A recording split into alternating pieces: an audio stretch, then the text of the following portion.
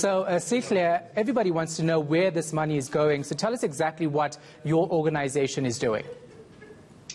Thank you very much, Shahan.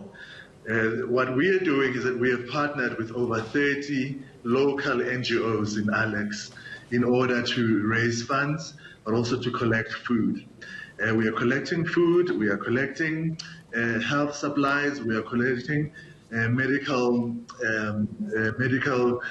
medicines in order to manage symptoms of flu. And then we are making sure that we distribute these things through the organizations that are already working with orphaned and vulnerable people in the community.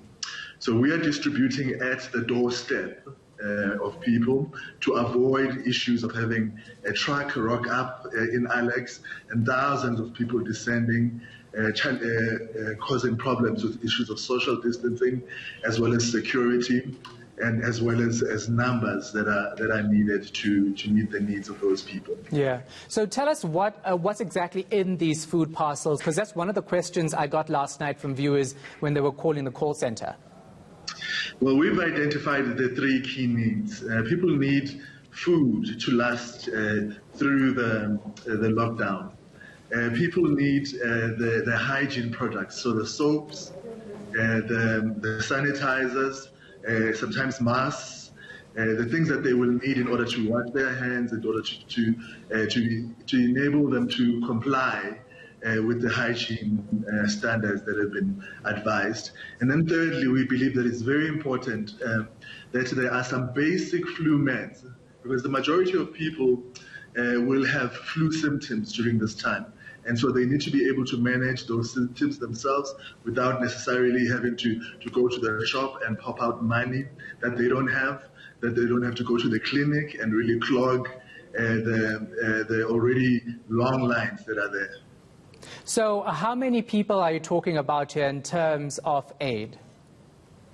So we have been going for 2 weeks now, and we have already helped about 1,500 families, and we're talking about families here, which translates to over 10,000 people. Now our aim is to double that. So we're wanting to help over 3,000 families of the most vulnerable in Alex, which will be just over 20,000 people. Yeah. And then just talk to me about the response from people, going into this. We have so many South Africans calling to donate. What are you seeing people's gratitude looking like during this very difficult time?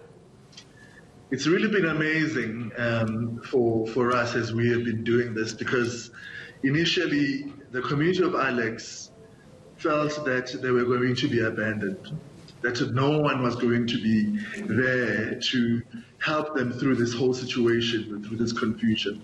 And when on the first day in March, when we rocked up in people's homes with these parcels, just the relief and the tears that many had, that actually they were not going to be alone, that they're not going to be on the margins again, and so the letters that we've been writing, that we've been getting from people, and the SMSs, just expressing how much, one woman said, "I'm happy that tonight my family is going to eat." So those are the stories that we are getting as people are receiving these gifts.